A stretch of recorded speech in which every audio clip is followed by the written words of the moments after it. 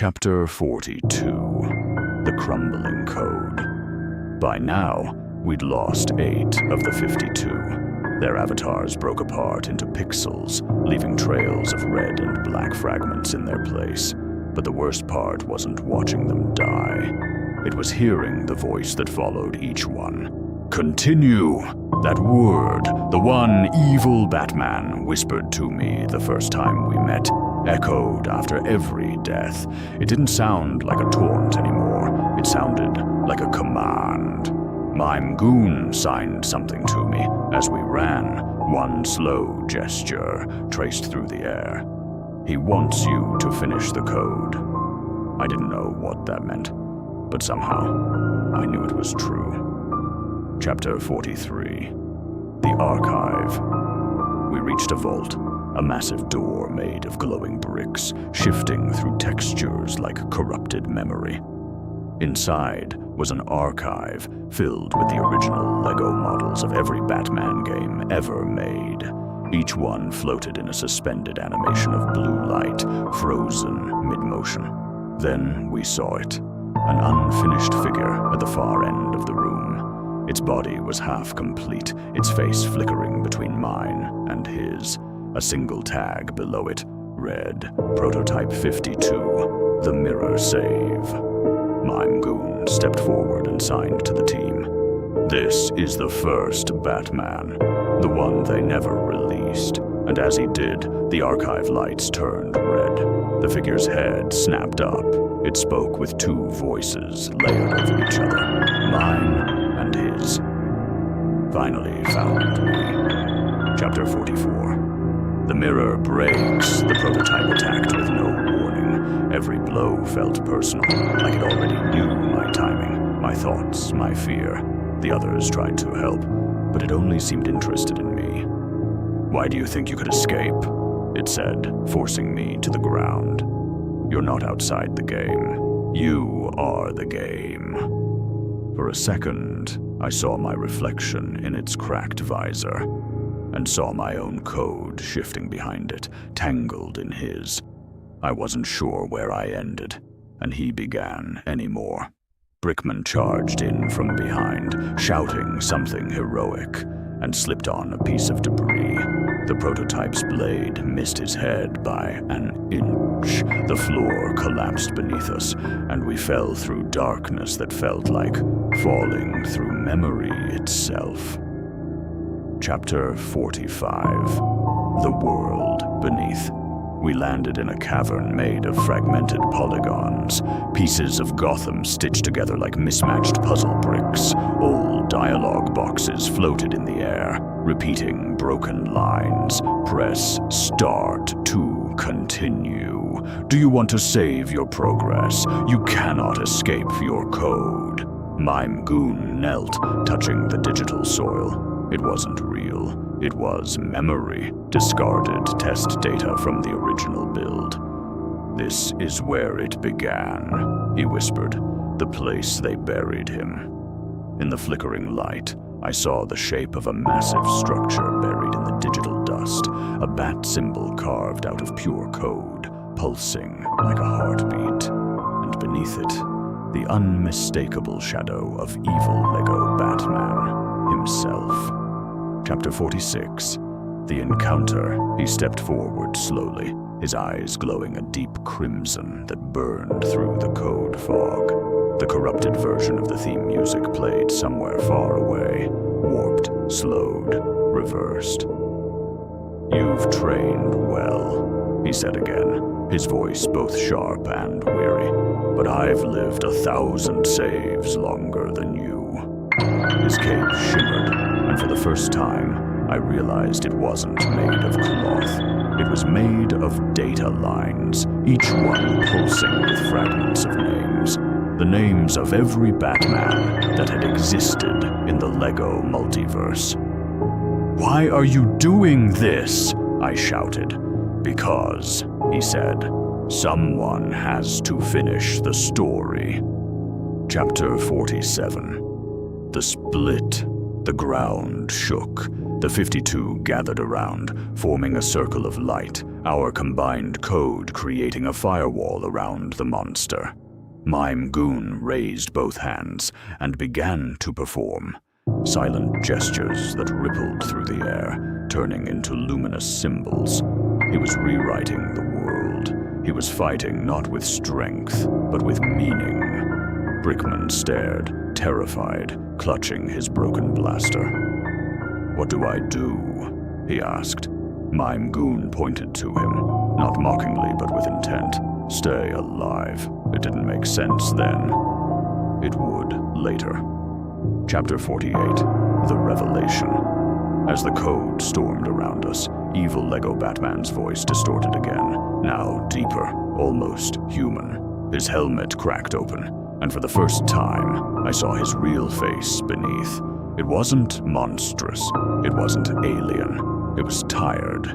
His skin flickered between plastic and flesh, his eyes dark and human. He wasn't just a corrupted file. He was the ghost of the programmer, the one who had built Lego Batman 52 and uploaded his consciousness into the test copy to finish it after cancellation. "Do you understand now?" he asked, voice trembling. "I am the player, and I've been trapped in here, 52 lifetimes in captivity." Mime Goon froze. The phrase echoed in the air. Ferret lifetimes in captivity. Chapter 49, The Choice. The words triggered something. The timer above our heads flickered, cycling through 52, 52, 52, again before resetting to 0. We had found the code key, the thing that bound the world. Evil Batman stumbled, his form glitching violently. "You can't end it," he hissed. "If I go, the whole world goes with me." Mime Goon turned toward me and nodded. He knew what had to happen. Before I could stop him, he stepped into the collapsing core, his hands weaving invisible words into the air. The firewall collapsed around him as his body began to disassemble into light. Chapter 50, Mime's Sacrifice. The world was ending. The countdown was gone. Everything was red. Mime Goon looked back one last time and signed something simple. "Remember the phrase." Then, in perfect silence, he pressed his palm against evil Batman's chest and mouthed the words, "Ferret lifetimes in captivity." The explosion was like the end of a dream. Color, sound, code, and memory collapsing into a single moment of stillness. When it cleared, there was nothing left of Mime Goon. Only a single Lego brick, white and cracked, resting at the center of the void. And Brickman Jones standing beside me, untouched, staring into the empty world. Chapter 51, The Pink Horizon. Silence followed Mime Goon's sacrifice. The white brick he left behind floated in the center of Arkham Core, radiating a warm glow that slowly pushed back the sea of red corruption. Evil Lego Batman staggered to one knee as cracks spread across his body. But instead of disappearing, he laughed. "You still don't understand," he growled. "One sacrifice isn't enough." Around me, the surviving heroes, those few of the original 52 still standing, formed a circle. Circuit Saint extended his glowing halo. Oracle's fragmented hologram stabilized for the first time.